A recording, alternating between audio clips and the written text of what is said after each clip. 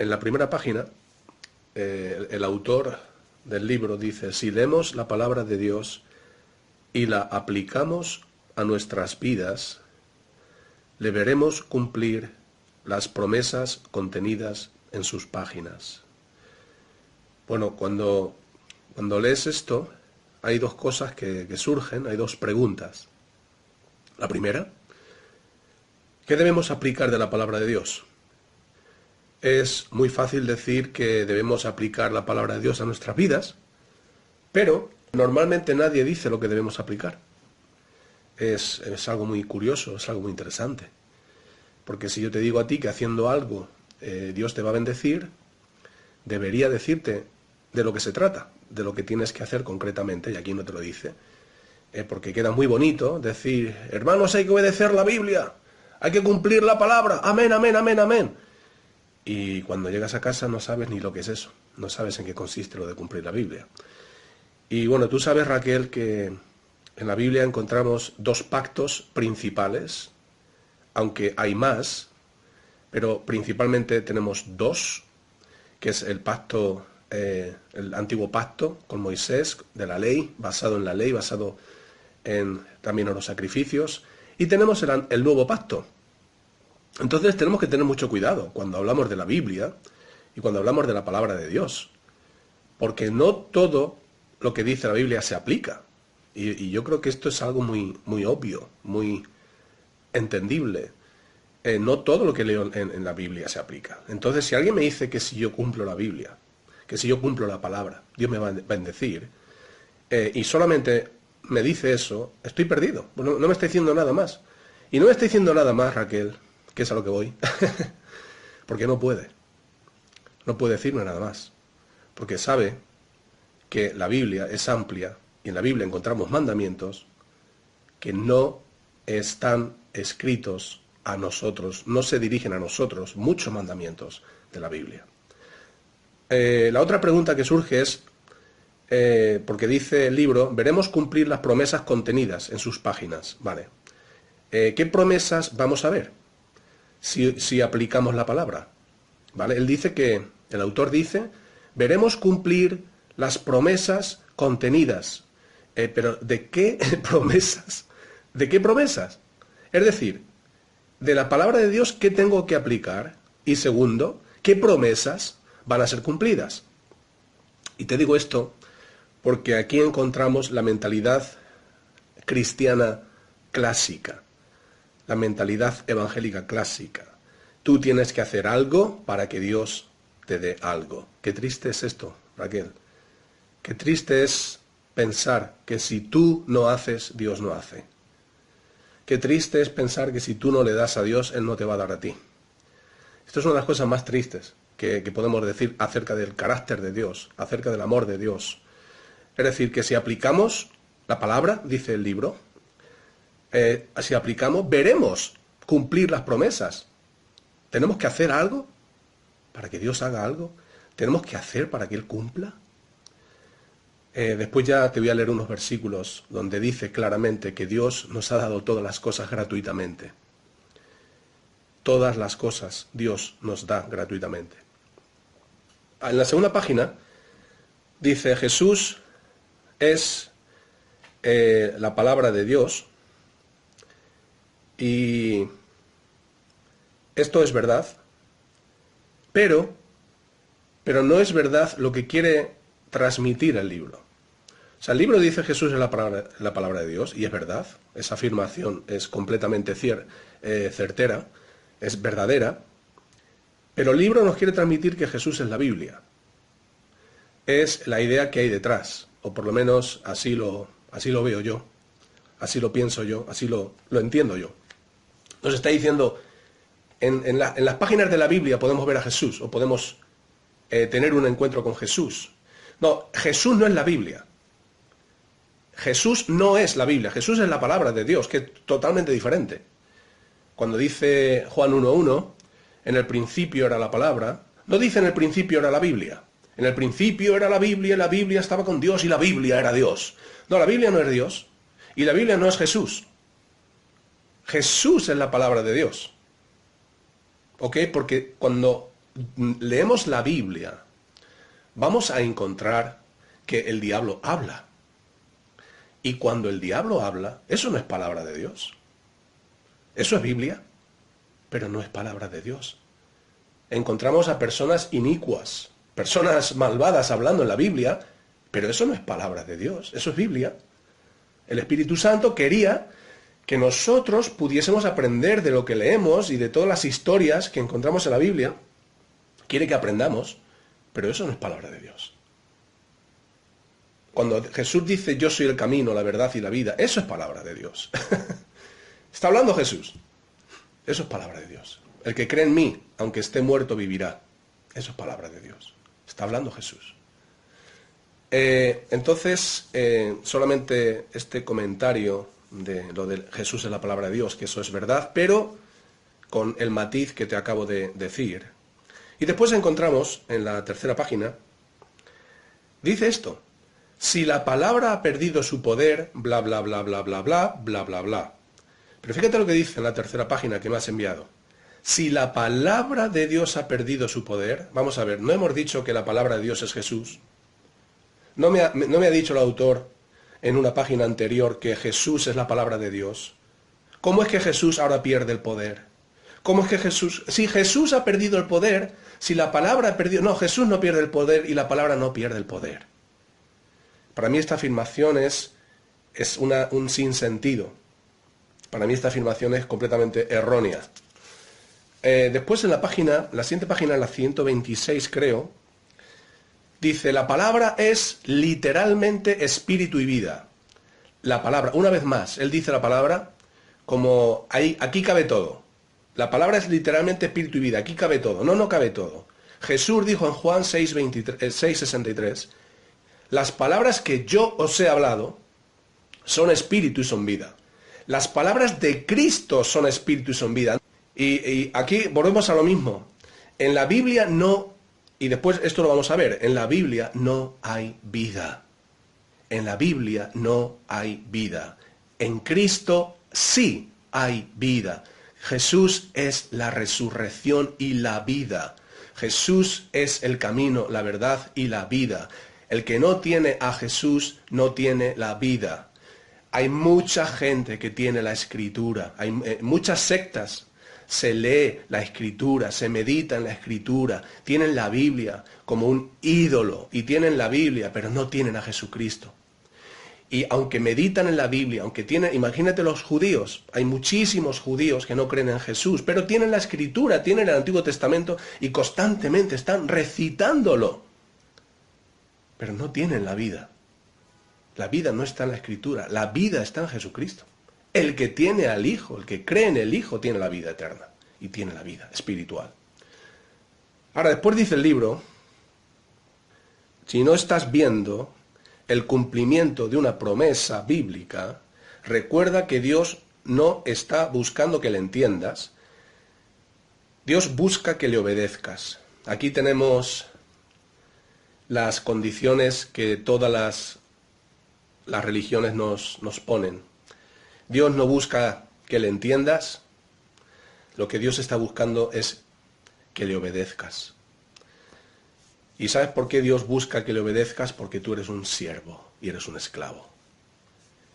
Y los esclavos no entienden, los esclavos no saben nada, ¿no? Si un amo le dice a un esclavo, quiero que aquí hagas un agujero en el suelo, el esclavo no sabe por qué está cavando, no sabe por qué está haciendo un agujero en el suelo. Esa es la mentalidad de esclavo y siervo que este autor nos quiere transmitir.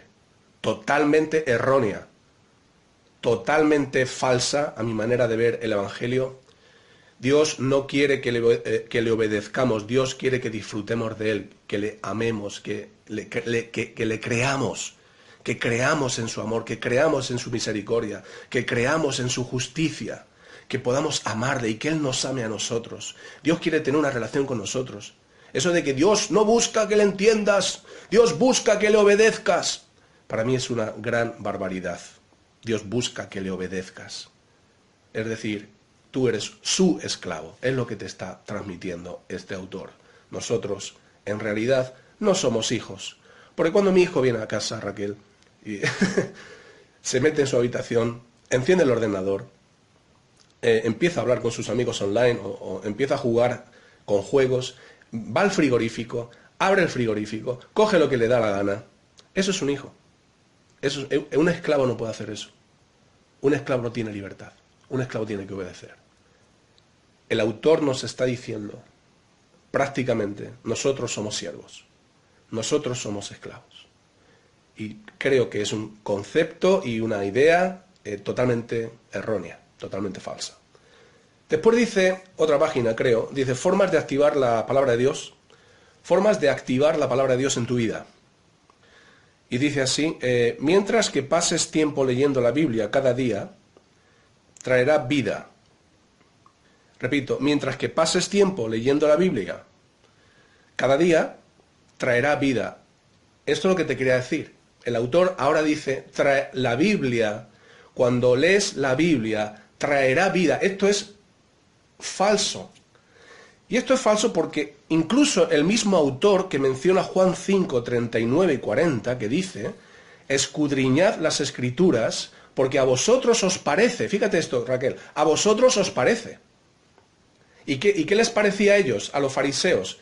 Que en las Escrituras tenéis la vida eterna. A vosotros os parece que en las Escrituras tenéis la vida eterna, y ellas son las que dan testimonio de mí.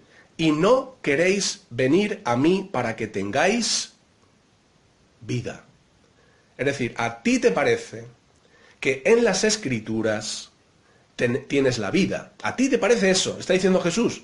En Juan 5, 39, 40. Después lo lees tranquilamente. A ti te parece que hay vida en la Biblia. A ti te parece que hay vida en la Escritura. Pero la vida está en mí. Porque no queréis venir a mí para que tengáis vida. Yo soy el autor de la vida.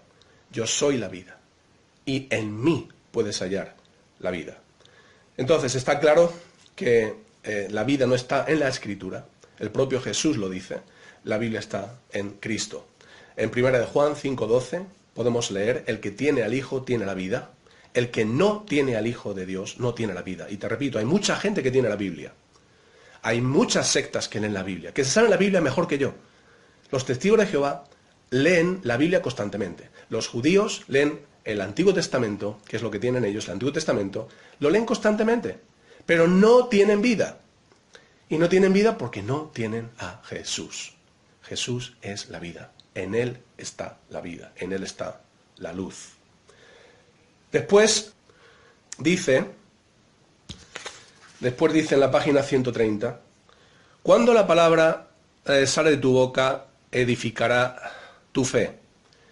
Vale, aquí tenemos la clásica enseñanza, porque dice, cuando la palabra sale de tu boca, edifica tu fe. En la página 130. Bueno, aquí tenemos la clásica enseñanza. Porque lo que está diciendo es, habla para tener fe. Habla para tener fe.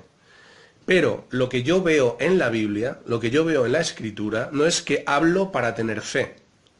Es que yo tengo fe y por eso hablo. Es totalmente distinto lo que te estoy diciendo. Espero que puedas ver la diferencia. No es que yo voy a hablar para que la fe me venga. Ok, si yo recito esto mucho, al final lo voy a creer. Es lo que está diciendo. España va bien, España va bien, España va bien. Al final me lo voy a creer. Es más o menos lo que está diciendo. Sin embargo, en la Biblia, Pablo dice, creí, ahora mismo no me acuerdo el versículo, dice, creí, por lo cual hablé. Creí, por lo cual hablé. Primero crees y después hablas. Creí, por lo cual hablé. Nosotros también creemos, dice Pablo, nosotros también creemos, por lo cual también hablamos. Nosotros también creemos, por lo cual también hablamos. Primero creemos y después expresamos nuestra fe con palabras y con acciones. Pero primero, y lo más importante es la fe en el corazón, tener fe en el corazón. Y por mucho que tú repitas un versículo, la fe tiene que surgir en el corazón. No es por repeticiones, es porque tú tienes una relación con Dios y Dios obra en tu corazón y tú le estás conociendo y tú puedes descansar en Él y en sus promesas. No es por repetir y por repetir. Creí, por lo cual hablé. nosotros también creemos, por lo cual también hablamos.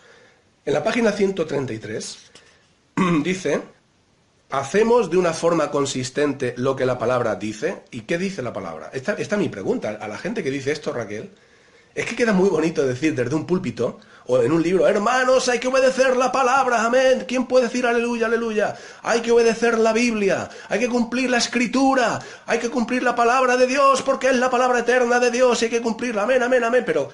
Pero ¿qué tengo que cumplir de la palabra?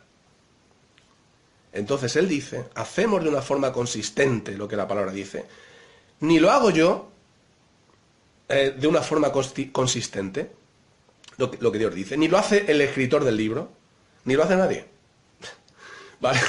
Porque nuestra obediencia es imperfecta. O sea, nuestra obediencia, Raquel, es imperfecta. Esto es absurdo. O sea, te tengo que dar un palo y te lo voy a dar. Y te lo voy a dar con algo que no puedes cumplir. Porque una obediencia perfecta, de una forma consistente, una obediencia perfecta a la palabra, eso nadie lo hace. Solamente Jesús lo hizo. Después sigue leyendo y dice, las promesas de Dios se cumplen cuando caminamos en obediencia. Según este autor, las promesas de Dios se cumplen cuando las recitas, cuando las proclamas, cuando meditas en estas promesas y cuando caminas en obediencia. Por tanto, no te dejes ningún paso, porque como te dejes un paso, las promesas no se van a cumplir, porque eres un miserable cristiano y por eso no estás viviendo una vida espiritual abundante que trajo Cristo, porque tú no vives de una forma consistente la palabra de Dios. Esto es algo que los religiosos nos dicen, que los legalistas nos dicen, que la religión nos dice, obedece, obedece, no importa si entiendes, lo importante es que le obedezcas. Y aquí dice que cuando le obedeces, se cumplen, las promesas de Dios se cumplen cuando caminamos en obediencia. Vale, esto es una barbaridad. Fíjate lo que dice la Biblia. Todas, en 2 de Corintios 1:20, todas las promesas de Dios son en Cristo sí y en Cristo amén. Todas las promesas de Dios son en Cristo sí y en Cristo amén. Por tanto, las promesas de Dios no están en la obediencia, están en Cristo. Y en Cristo son sí y son amén para nuestras vidas. En 2 de Pedro 1:3 leemos, todas las cosas que pertenecen a la vida y a la piedad nos han sido dadas. ¿Cuántas cosas nos han sido dadas? Todas las cosas que pertenecen a esta vida y a la piedad. Todas las cosas nos han sido dadas. Ya no hay promesa que tengamos que alcanzar, Raquel. No hay promesa. No hay promesa que alcanzar porque en Cristo todas las promesas nos han sido dadas. Todas las promesas son sí y amén en Cristo Jesús. Después, en Romanos capítulo 8, versículo 32, el que no escatimó ni a su propio Hijo, sino que lo entregó por todos nosotros, ¿cómo no nos dará gratuitamente también con Jesús todas las cosas? Si Dios nos dio lo más valioso, sin pedirlo, sin merecerlo, Él nos lo dio a Jesús, ¿cómo no nos dará lo demás? Y dice gratuitamente, ¿cómo no nos dará gratuitamente también con Jesús todas las cosas? Todas las cosas son gratuitas, gracias a Dios, porque somos herederos, tenemos una herencia. Y un versículo muy importante dice, en Hebreos 8:6, Jesús es mediador de un mejor pacto establecido sobre mejores promesas. El nuevo pacto tiene mejores promesas. ¿Qué mejores promesas? Tenemos el perdón, tenemos la vida, tenemos misericordia, tenemos la presencia de Dios, somos el templo. Estas son mejores promesas. El nuevo pacto son mejores promesas. El antiguo pacto, las promesas eran de que tú vas a tener muchas vacas, en tu granja, vas a tener muchas vacas, vas a tener muchas cabras, vas a tener muchos huevos de tus gallinas, vas a tener harina para hacer el pan. Todas las promesas que encontramos en el antiguo pacto, en la ley de Moisés, tienen que ver con la carne, con lo físico. Por eso en Hebreos 8:6 dice, ahora tenemos mejores promesas. Mejores promesas es el perdón. Mejores promesas es la vida que tenemos en Cristo. Es la salvación que tenemos en Él. Es la misericordia que hemos recibido. Es la redención. Es la justicia de Dios. Ahora somos justos gracias a Jesús. Las mejores promesas es que el Espíritu Santo ya no mora en un templo físico. Ahora me refiero de ladrillos. El Espíritu Santo ahora mora en ti y mora en mí. Estas son las mejores promesas del nuevo pacto. Y finalizo diciendo, página 134, dice así el autor, si miras con cuidado a la perfecta ley que te libera, no sé de qué ley está hablando aquí, la verdad, pero bueno, y si haces lo que dice esta ley, y no olvidas lo que oíste, entonces aquí está la zanahoria que nos ponen los religiosos y las religiones. Si miras con cuidado a la perfecta ley que te libera, si haces lo que Dios dice y no olvidas lo que oíste, entonces Dios te bendecirá por hacerlo. ¿Te das cuenta? La religión. Si tú haces, si tú le das, si tú oras, si tú ayunas, entonces Dios te bendecirá por hacerlo.